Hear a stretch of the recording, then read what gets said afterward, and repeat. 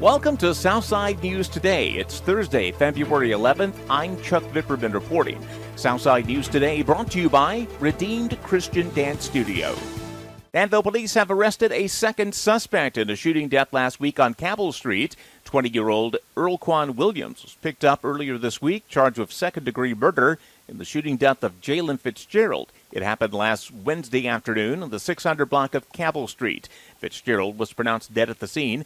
Police, meantime, still searching for 21-year-old Avion Burton. He's also wanted for second-degree murder, and investigators say they cannot rule out that a third person was also involved. Anyone with information can call Danville Crime Stoppers at 793-0000.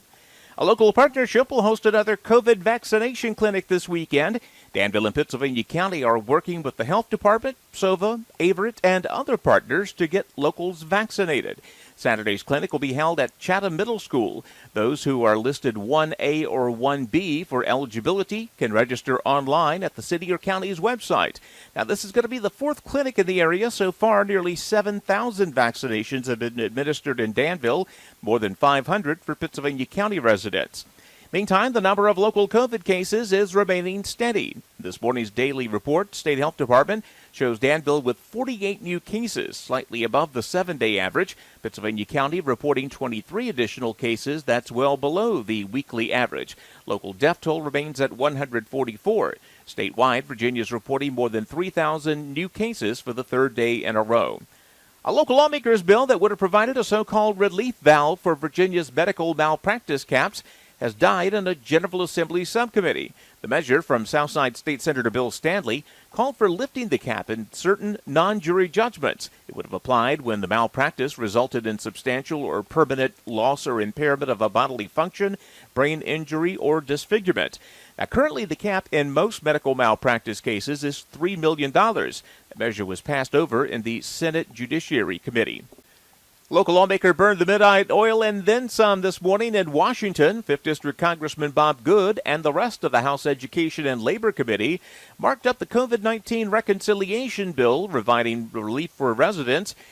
They gavelled out of session at 4 o'clock this morning. Good offered 3 proposals, all of which were shot down. They called for more transparency and discussions over reopening schools, making sure only U.S. citizens get emergency COVID student aid, and another proposal to move $270 million from subsidizing the arts to boosting rural education. In Richmond, State House and Senate have unveiled their proposed amendments to the 2-year state budget. The differences will have to be worked out in a conference committee before the measure can go to the governor's desk. Final passage could be weeks away. Both plans call for state workers to get a raise, but they differ on the amount. A brighter-than-expected revenue forecast showed the state economy held up relatively well during the pandemic. Both sides also want to restore some previous budget cuts related to COVID-19. Little hands-on training today for the newest members of the Danville Fire Department. They held what's called a live burn exercise today at an abandoned house on Shelton Street. They had to retrofit the house to make it safe for training. Now, the buildings actually was set on fire. New recruits had to douse the blaze. There were 100,000 gallons of water on standby just in case, along with the Danville Life-Saving Crew. Shelton Street was closed all morning long because of the exercise. Everything went well, according to the fire department. Danville Police Department's partnering with Crossroads Reconciliation Services to provide chances for recent graduates of their new incarceration program called IDDU. Incarceration doesn't define us. It's an 8-week program helping women who are being released from prison find work, housing, and a steady transition back to society. Dr. Regina Curtis tells River City TV that businesses like Holy Grounds on Piney Forest Road are partnering to offer employment opportunities. Helped our women greatly finding jobs and then finding housing. We had some volunteers that left through the process of COVID for us that had handled those things in the past. So when Ashton walked in the door, it was like a no-brainer for both of us. Curtis calls the program a one-stop shop for helping recently incarcerated women get integrated back into the community. Quick local sports note, the season opening football game for the GW Eagles has been switched up. Instead of opening up Monday night, February 22nd against the Tunstall Trojans, The Eagles will play Lord Botetourt High School on the road, and it will be on Saturday, February 27th, right now scheduled for a 1 o'clock kickoff. GW Eagles have a 6-game season. The other 5 games against Piedmont District teams are still on the schedule. Let's kick back a minute now and get positive. Here's Live Positive with Dr. Joey Fawcett. I'm Dr. Joey Fawcett, coaching you to live positive today. Do you have a blueprint? Let's say you and I decide to build a doghouse. I mean, how hard can that be, right?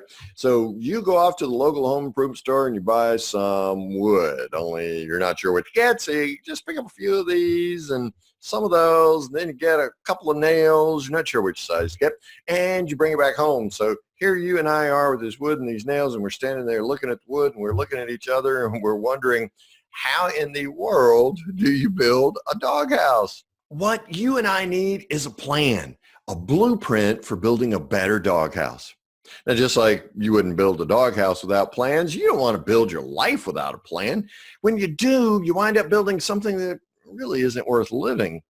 You are unique out of about 7 billion people here. There is a plan for your life. There is a dream for you to fulfill, uniquely you. So avoid trying to figure out your life plan by yourself. Ask a close friend to help you discover your life's blueprints as you live positive and make a life worth living today. Coaching you to live positive today, I'm Dr. Joey Fawcett. Thanks, Dr. Joe. Your forecast tonight calling for rain mixed with sleet and freezing rain at times. Little or no ice accumulations expected. Lows down to 30. Tomorrow's going to be a cloudy, rainy, and cold day. Maybe some freezing rain mixed in, but mostly rain. Highs around 37. That's a look at your Southside News today. I'm Chuck Vipperman. It's been brought to you by Redeemed Christian Dance Studios. Everyone have a great evening.